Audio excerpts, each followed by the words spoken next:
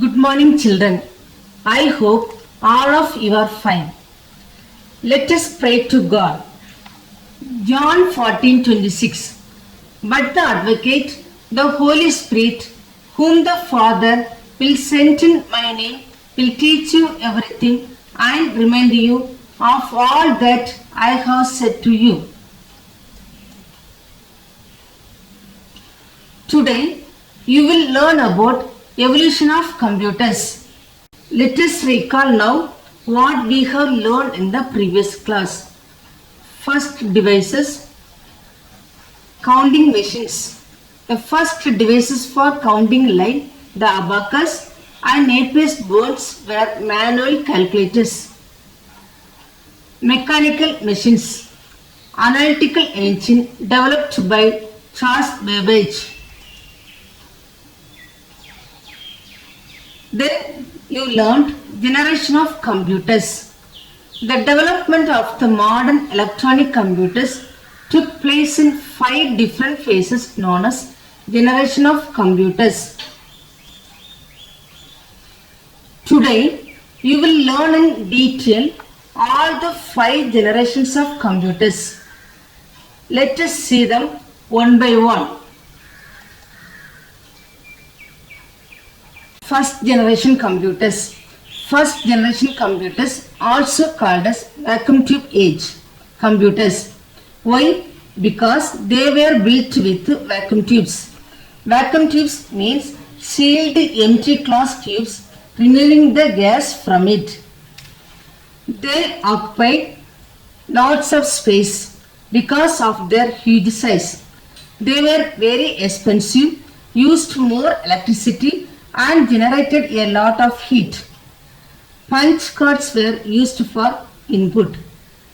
Punch card is nothing but piece of strip paper with holes in different positions. This contained digital data. Output was in the form of printouts.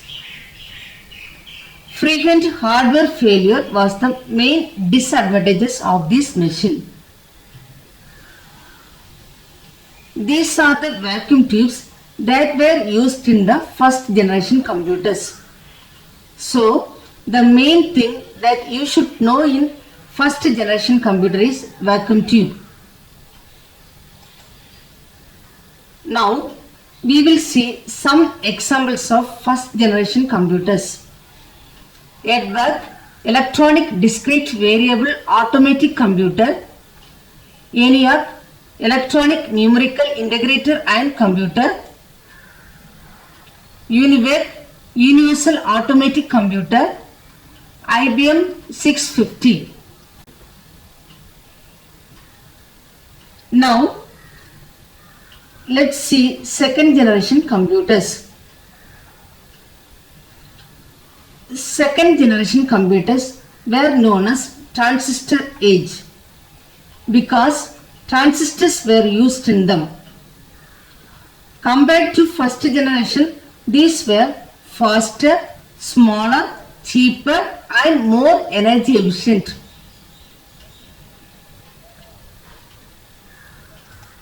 Here the vacuum tubes from first generation computers were replaced with transistors.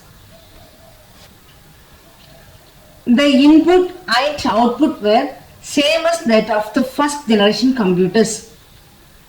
That is, punch cards were the input and printouts were the output. Programming was done in machine language. Machine language means in the form of numbers 0 or 1 that the computer can understand. This is the transistor that is used to replace the vacuum tube from the first generation computers. So, transistor is the main thing in the second generation computers. Now, we will see some examples of the second generation computers. IBM 7000, IBM 1401, Atlas.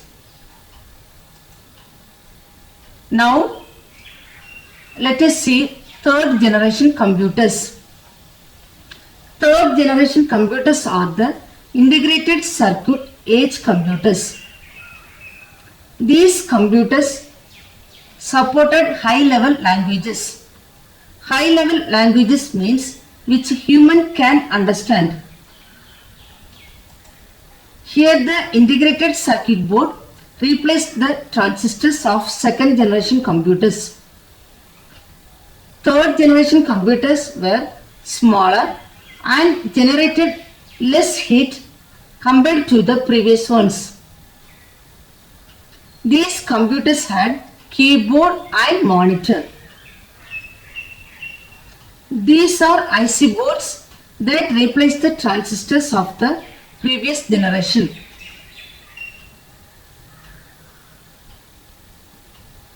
So, integrated circuit is the main thing in the third generation computers.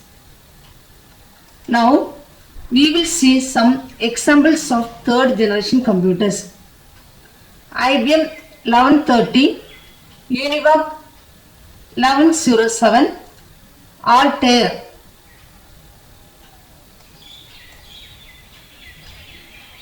Now, let us see fourth generation computers. Fourth generation computers are the microprocessor age computers. These computers were much smaller in size. Microprocessor was developed in the fourth generation. These computers were much faster in computation. Floppy disk and mouse were started to be used. High-level languages such as C, C++, etc. began to be used. So, microprocessor is the main thing in the fourth generation computers. Now, we will see some examples of fourth generation computers.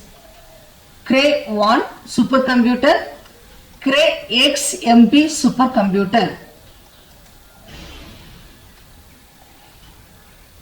Now let us see fifth generation computers.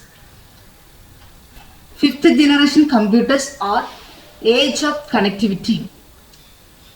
They are artificial intelligence, means they can think and behave like humans. They can recognize images and graphs. They can use more than one CPU for faster processing. They can also process natural languages and they have knowledge based processing unit. So, artificial intelligence is the main thing in the fifth generation computers. Now, we will learn some examples of fifth generation computers. Desktop, laptop, notebook, ultrabook and Chromebook. Children, now we know in detail about all 5 generations of the computers. Children, complete the following exercises. Page number 6 to 8. Multiple choice questions, true or false, fill in the blanks, match the following and picture based question. Thank you.